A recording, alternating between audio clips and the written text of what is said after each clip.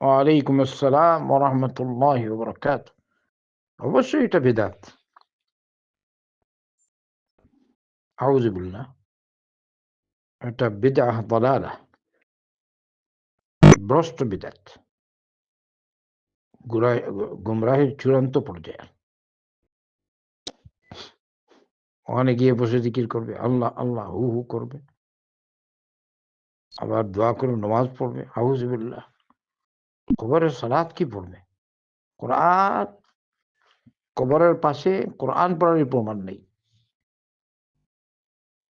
তবুও তো কেউ বলে হ্যাঁ না দেওয়ার জন্য এটা পড়বে, কিন্তু এরকম যে জিকির এটা তো মানুষ কেউ বলে না। যারা একটু ভালো তারাও বলবে না। আর আমরা তো নবী করিম সাল্লাল্লাহু আলাইহি ওয়াসাল্লামের ফরমান মোতাবেক কবরের পাশে দাঁড়িয়ে কোরআন পড়া ঠিক না, এটাই স্পষ্ট। আল্লাহ রাসূল সাল্লাল্লাহু আলাইহি ওয়াসাল্লাম বলেছেন, লা তাজআলু বুয়ুতাকুম মাকাবির ইন্না আশ-শাইতানা ইয়ানফিরু মিনাল বাইতি আল্লাযী তুকরাউ ফীহি সূরাতুল বাকারা। নবী করিম সাল্লাল্লাহু আলাইহি ওয়াসাল্লাম বলেছেন, তোমরা নিজেদের বাড়ি ঘরসমূহকে কবরস্থান বানাও না। শয়তান ওই ঘর থেকে পালিয়ে যায় যে ঘরে কোরআন পাঠ করা হয়। নবী করিম সাল্লাল্লাহু আলাইহি ওয়াসাল্লামের এই ফরমান দ্বারা কি বোঝা গেল?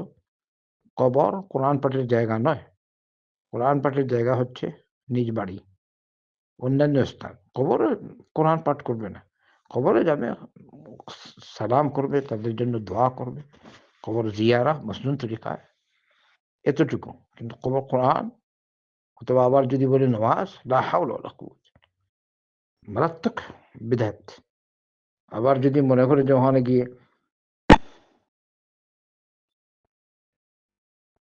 এইসব ইবাদত করলে এই যে কবর পীর আছে, পীর সমস্যার সমাধান করবে বা এইগুলি তো সরাসরি শিরক।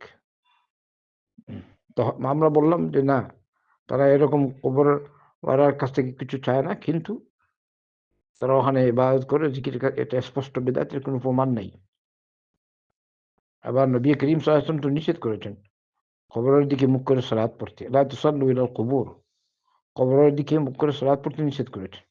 তো কবরস্থান সালাতের জায়গা নয়। কবরের দিকে মুখ করে সালাত পড়লে তো সরাসরি শিরকের পর্যায়ে পৌঁছায়। আল্লাহ মানুষকে হেদায়েত দান করুক। কিন্তু মানুষ তো ওই কবরকে উদ্দেশ্যে সালাত পড়বে না। যদি কেউ উদ্দেশ্য হয় এটা যে কবর এর সালাত, কবরওয়ালার সালাত, তাহলে তো এটা সরাসরি মুশরিক। আমরা মানলাম না ওই নিয়তে না, সেমনি বলতে তুমি ইবাদত করো, যেমন কিবলামুখী হয়ে সালাত পড়ো, এদিকে পড়ো না, তাহলে এটা নিজের পক্ষ থেকে একটা বানিয়েছে, স্পষ্ট বিদআত। আর আকীদা অনুযায়ী এটা শিরক হবে, আকীদা অনুযায়ী। বাকি যে হুজুর এই পথ দেখিয়েছে সে অবশ্যই গুনাহগার, অবশ্যই গুনাহগার। যে সৎ পথ দেখায় সে যেরকম নেকি পায়, এরকম যে অসৎ পথ দেখায় সেও এখানে গিয়ে যারা এই গলত কাজ করবে, বেদাত করবে, এদের সকলের সমান সমপরিমাণ গুনাহের ভাগী সে হবে। আল্লাহুল মুস্তাআন, আল্লাহুল মুস্তাআন। অতএব আমাদের সকলকেই সাধ্যানুযায়ী মানুষকে দাওয়াত দেওয়া উচিত, বোঝানো উচিত।